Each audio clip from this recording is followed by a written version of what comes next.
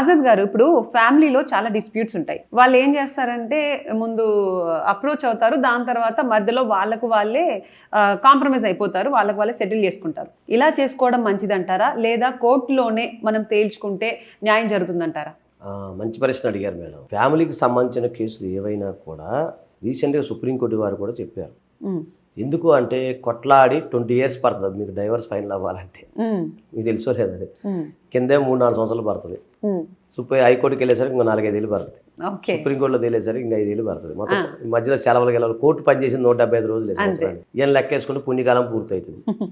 అందుకని సుప్రీంకోర్టు గారు కూడా ఏమైనా వ్యాఖ్యానించారంటే, సరే మాకు డిస్క్రిషన్ పవర్ ఉంది, దానికన్నా నేను ఏదేం చేయగలుగుతా. కాకపోతే ఈ ఫ్యామిలీ వ్యవహారాలు ఏంటంటే చాలా సున్నితమైన అంశాలు. దీనివల్ల దేశ భద్రతకు వచ్చే నష్టం అయితే ఏం జరగదు, కానీ కుటుంబాలు విచ్ఛిన్నం అయితే దేశ ఆర్థిక స్థితి కూడా ప్రాబ్లం అవుతుంది. అలాగే మనకు సామాజిక వ్యవస్థ కూడా దెబ్బతింటది.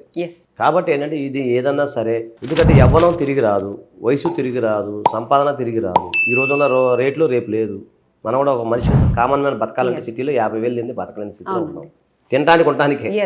అలాంటి పరిస్థితులు ఉన్నప్పుడు కోర్టు వారు కూడా ఏం చెప్తారంటే, సుప్రీంకోర్టు వారు కూడా ఏం చెప్పారంటే, ఇలాంటి ఫ్యామిలీ విషయాల్లో మీరు మ్యాక్సిమం కుటుంబ పెద్దలే కూర్చొని మాట్లాడుకొని మధ్యవర్తితో ఉండి కౌన్సిలింగ్ చేసుకొని ఎంతసేపటికి తగ్గించుకోవడానికి, అలాగే కలవటానికి ప్రయత్నం చేయండి. కౌన్సిలింగ్ సెంటర్ అందుకే పెట్టింది.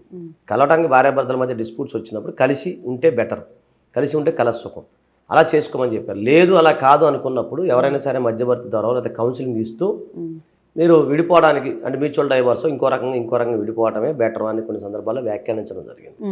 అంటే ఇక్కడ మనం ఆలోచించాల్సింది ఏంటంటే, మీరు సత్వర న్యాయం కావాలని చెప్పి కోర్టుకి వెళ్తే సత్వర న్యాయం కోర్టు ఇవ్వడానికి సిద్ధం ఉంటుంది. కాకపోతే కొన్ని సర్కమస్టాన్సెస్ ఉంటాయి, కోర్టు టైం ఉంటుంది. సందర్భంలో చూస్తే కొన్ని 100,000 డైవర్స్ కేసులు ఈ రోజు బాగా ఫైల్ అవుతా ఉన్నాయి రోజు. దీనివల్ల చాలా మంది సఫర్ అవుతా ఉన్నారు. ఒకటి. రెండోది ఇంకొకటి ఏంటంటే, ఈ కేసులతో పాటుగా పని ఒత్తిడి, పని భారము అన్ని పెరుగుతూ ఉంటాయి. ఒక వ్యక్తి కోర్టుకి వెళ్ళాలంటే పని మానుకొని వెళ్ళాలి, ఒక మహిళ పని మానుకొని వెళ్ళాలి, నెక్స్ట్ దానికి ప్రిపేర్ అవ్వాలి. ఇదంతా మానసిక ఒత్తిడి. ఆలోచించండి, ఒక శుభమాన పెళ్లి ఇంపార్టెంట్ ఈవెంట్ ఉన్నా వదిలేసారు. శుభమాన పెళ్లి చేసుకుంటే ఎన్ని కష్టాలు నష్టాలు ఉన్నారు.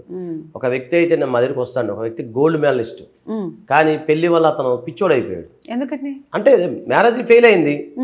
ఇదే ఈ కోర్టు చుట్టూ తిరగటాలు, ఇవి తిరగటాలు, అవి తిరగటాలు, ఎంత టైం డైవర్స్ కోసం తిరగటం. ఆ మహిళలు కూడా అంతే ఉన్నారు. అంటే ఎందుకని అదే అంటున్నాం, మీరు అంతే కోర్టులో డ్రాగన్ చేసి ఇంత చివరికి మీరు కాంప్రమైజ్ కావాల్సిందే. ఆ డబ్బులు ఏదైనా ఉంటే పెద్ద మధ్యవర్తిత్వం తీసుకొని కౌన్సిలింగ్ తీసుకొని ఇలాంటి డైవర్స్ కేసులు తొందరగా కౌన్సిలింగ్ చేసుకుంటూ దానికి ఏదో MOU ఒకటి రాసుకొని మధ్యవర్తిగా ప్రశాంతంగా విడిపోవడమే బెటర్. అలా కాకుండా అనవసరమైన కంప్లైంట్లు ఇచ్చుకుంటూ అనవసరమైన ఇప్పుడు కోర్టులో, అంటే ఇప్పుడు ఎవరైతే సపరేట్ అవ్వాలి అనుకున్న వాళ్ళకి త్వరగా అయిపోవడానికి బెస్ట్ ప్రొసీజర్ ఏముంది? అది ప్రజెంట్ మ్యూచువల్ డైవర్స్ తప్ప త్వరగా అయ్యే ఛాన్సెస్ లేవండి. అది చాలా కష్టం. అంతేనా? ఎందుకో ఈ మధ్య ఈ మధ్య ఎక్కడ చూసి అఫిడవిట్ తీసేసుకుంటే చెల్లిపోతాయి. అఫిడవిట్ తీసుకుంటే ఏడవుతుంది, విడి కాగితాలు తీసుకుంటే అవన్నీ చల్లవు. అంటే మళ్ళీ ఇప్పుడు డివోర్స్ వచ్చేదాకా మళ్ళీ వాళ్ళు వేరే పెళ్లి చేసుకోవడానికి ఉండదు కదండి. లివింగ్ లో ఉండొచ్చుగా. ఇప్పుడు కూడా క్లియర్ గా చెప్పారు కదా, భారతదేశంలో అడల్టరీ నాట్ క్రైమ్ కదా మేడం. చాలా మంది మ్యారీడ్ ఓకే, కానీ బిఫోర్ మ్యారేజ్ దానికి చేసుకోవడానికి లేదు కదా. లివింగ్ లో ఉండొచ్చు కదా, లివింగ్ రిలేషన్షిప్ లో ఉంటే క్రైమ్ కాదుగా. ఇప్పుడు వాళ్ళకి పెళ్లి చేసుకోవాలని ఉంది, వీళ్ళకి కూడా పెళ్లి చేసుకోవాలని ఉంది. సో డివోర్స్ సర్టిఫికేట్ తీసుకుంటేనే పెళ్లి అనేది అఫీషియల్ గా. పెళ్లి అనేది చట్టబద్ధత. మీరు అనేది చట్టబద్ధత లేకుండా ఎన్ని జంటలు నివసిస్తున్నాయి ఈ రోజు? అట్లా కంటిన్యూ అవ్వమంటారా? నేను ఎట్లా అంటాను, కోర్టు వారు చెప్పింది మీకు చెప్తున్నా, నా వ్యక్తిగత అభిప్రాయం ఎందుకు చెప్తాను నేను అంటున్నాను. ఇప్పుడు అలా అనుకున్న వాళ్ళకైతే డిలే కదండి, సంవత్సరాలు. అదే మరి ఫస్ట్ ఇందా నేను అదే ప్రశ్నలో నేనేం చెప్పానంటే, మీరు మ్యూచువల్ గా వెళ్ళండి, కూర్చొని సెటిల్మెంట్ చేసుకోండి అని చెప్తున్నాను. నెక్స్ట్ మీరు అడిగిన ప్రశ్నలు ఏంటంటే, పెళ్లి చేసుకున్నా వేరే వాళ్ళతో ఉండొచ్చా అంటే ఉండొచ్చు అని సుప్రీంకోర్టు వారు చెప్పింది, అది నేను మీకు చెప్తాను. కాబట్టి అది మీ వ్యక్తిగత విషయాలు, మీ వాళ్ళ తెలియని బట్టి అంతే. ఇప్పుడు ఈ రోజుల్లో లా తెలియని వాళ్ళు ఎవరు లేరు, అంత అమాయకులు ఎవరూ లేరు. మీలాంటి వాళ్ళు యూట్యూబ్ ఛానళ్లలో, ఇన్స్టాగ్రామ్ లో అందరికి అవేర్నెస్ వీడియోస్ చేస్తున్నారు. అవునండి, అది ఫస్ట్ మనమే తెలుసు కదా. ఫస్ట్ లా వీడియోలు స్టార్ట్ చేసింది ఆజాద్. మీరు ఎందుకు అంటే ప్రజలకు తెలియాలి కదా, లా అనేది తెలియాలి, చట్టం అనేది తెలియాలి.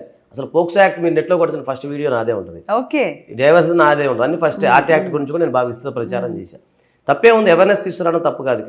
తెలుసుకోవాలి, చట్టం తెలుసుకుంటే మంచిది. అప్పట్లో కొన్ని దేశాల్లో మీకు చట్టం సంబంధించిన సబ్జెక్టులే ఉంటాయి, మన దేశంలో ఉండవు. అది మన దేశంలో ఉన్న మిగతా దేశాల్లో అన్ని సబ్జెక్టుల్లో కంపల్సరీ లాకి సంబంధించిన ఖచ్చితంగా ఉంటాయి.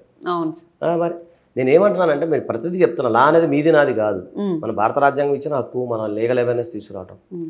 కాబట్టి ఏంటంటే మీరు ఇంట్లో కూర్చొని అంటే ఇప్పుడు అదే విధంగా అండి ఫస్ట్ మీరు ఇంట్లో కూర్చొని రిసర్చ్ చేయకుండా అనుభవజ్ఞ న్యాయవాదిని కలవండి. చెప్పండి. మీరు ఇందాక అన్నారు కదా సార్, ఇప్పుడు లివింగ్ లో ఉంటే ప్రాబ్లం లేదు కదా, డివోర్స్ వచ్చేలాగా టైం పడుతుంది అంటే, ఇప్పుడు లివింగ్ లో ఉన్నారు, ఇప్పుడు హస్బెండ్ కి ఇష్టం లేదు, సో వైఫ్ డివోర్స్ తీసుకుందాం అనుకునింది, పెట్టింది, టైం పడుతుంది. ఇప్పుడు హస్బెండ్ కి ఇష్టం లేదనుకోండి, ఇప్పుడు నన్ను వదిలేసి వేరే వాళ్ళతో ఉంటున్నారని చెప్పేసి కంప్లైంట్ చేయొచ్చా? లేదు, ఇప్పుడు అది లేదు కదా, మీకు చెప్పేది అదే కదా. ఆహా. అలా లేదు. ఇప్పుడు ఒక పురుషుడు ఒక భార్యతో డైవర్స్ చేసి ఇంకొక అమ్మాయితో లివింగ్ లో ఉన్నప్పుడు ఈమె కేసు పెడతానికి లేదు. లేదు. లేదు. ఓకే. లేదు, ఒక స్త్రీ కనుక మొగుడు వదిలేసి వేరే అబ్బాయితో ఉంటే, లివింగ్ లో ఉంటే కేసు పెడతానికి లేదు. హస్బెండ్ ఇప్పుడు ఉన్నా నన్ను వదిలేసి మా హస్బెండ్ వేరే అమ్మాయితో ఉంటున్నాడు అని చెప్పేసి ఈమె కేసు పెట్టడానికి కూడా లేదు. లేదు. లేదు. పెళ్లి చేసుకుంటే కేసు పెట్టచ్చు, బైగామి కింద వస్తుంది. పెళ్లి చేసుకొని డివోర్స్ అప్లై, ఇంకా డివోర్స్ రాకుండా వీళ్ళు వేరే వాళ్ళతో సహజీవనం చేసినప్పుడు పెట్టొచ్చా? లేదు. లేదని కదా చెప్పేది. లేదు, చట్టం లేదు. ఇది మీరు ఇది ఏ విధంగా చూసుకుంటే ఇది మనకి మంచి కోసం అనుకుంటారా, ఎట్లా అనుకుంటారు? వ్యక్తిగతంగా అంటున్నారా లేకపోతే అంటే ఈ సిస్టమ్ అనేది అందరికీ ఏ విధంగా ఉపయోగపడుతుంది అంటున్నాను. సిస్టమ్ అనేది కాదండి. ఇప్పుడు ఒక ఆనరబుల్ సుప్రీంకోర్టు అపెక్స్ కోర్టు చెప్పినప్పుడు మనం పాటించాలి, అదొకటి. రెండోది ఏంటంటే చట్టానికి అనుకూలంగానే జడ్జిమెంట్స్ వస్తూ ఉంటాయి. ఇప్పుడు మన చిన్నప్పుడు 20 years 30 years బ్యాక్ డైవర్స్ అంటే గొప్ప. అప్పుడెప్పుడు అరే డైవర్స్ తీసుకున్నారంటారా, వాళ్ళు మూడు పిల్లలు ఇడిపోయారంటారా అంటే చాలా గొప్ప. ఇప్పుడు క్యాజువల్గా బఠానీలు తిన్నట్టు తీసుకుంటున్నారు డైవర్స్ అనేది. మనం ఫారిన్ కంట్రీ లాగా 1 month 2 months లోనే డివోర్స్ డైవర్స్ తీసాం. మేము చేసాం 2 రోజుల్లోనే పెళ్లి అయినప్పుడు చేసిన రీజన్ ఏంటి? రీజన్ ఏముంది, పడలేదు వాళ్ళకి, స్టార్టింగ్ నుంచి పడట్లేదు. స్టార్ట్ 2 days అని కాదు, వాళ్ళు 2 months అట్లా అలా కదా, 2 daysకే నేను చెప్పేది. బిఫోర్ మ్యారేజ్ అప్పుడు, బిఫోర్ ఎంగేజ్మెంట్ ఏమైనా జరుగుతాయి కదా, అప్పుడు స్ట్రగుల్ అవుతుంది. అమ్మాయికి ఇష్టం లేదు, ఆ పెళ్లి అంటే ఇష్టం లేదు. వాళ్ళ అమ్మ నాన్న ఏంటి, నేను చచ్చిపోతాను నువ్వు పెళ్లి చేసుకోకపోతే ఊరేసుకుని చేస్తాను, బలవంతంగా చేసుకుంది. చేసుకున్న తర్వాత అమ్మాయి మనసు అంగీకరించలేదు, నేను చేసుకోను అంది. దానికి మనం ఏం చేస్తాం, చేసుకున్న తర్వాత అబ్బాయికి చెప్పింది, ఎక్స్ప్లెయిన్ చేసింది, నా వల్ల కాదు నేను ఉండలేను. సరే, ఆమె బాధలు ఆమె చెప్పుకుంది. సరే, అతను సరే అనుకున్నాడు, విడిపోయారు. దానికి ఏముంది, ఇష్టం లేకుండా సంసారం చేయలేదు. అంతే కదండి. ఇష్టం 1 రోజా 2 రోజులు బెదిరించి మేము చచ్చిపోతాము అంటే బెదిరింపు కోసం పెళ్లి చేసుకుంది. తల్లిదండ్రులు తప్పు. ఇలా ఇష్టం లేదు అన్నప్పుడు బలవంతం పెళ్లి చేసింది. మరి ఇలాంటివే జరుగుతాయి. మరి అలాంటివి జరుగుతాయి కదా, దానికి ఏమంటారు? అంతే కదండి. ఎన్ని అనుభవం మీద చెప్పే పాఠాలు. మీకు మంచి ఎంటర్టైన్మెంట్ అనుకుంటా. ప్రతి ఒక్క కేసు కొత్త కొత్త కేసులు చూస్తూ ఉంటారు. వస్తూనే ఉంటాయి మేడం, జీవితంలో వస్తూనే ఉంటాయి.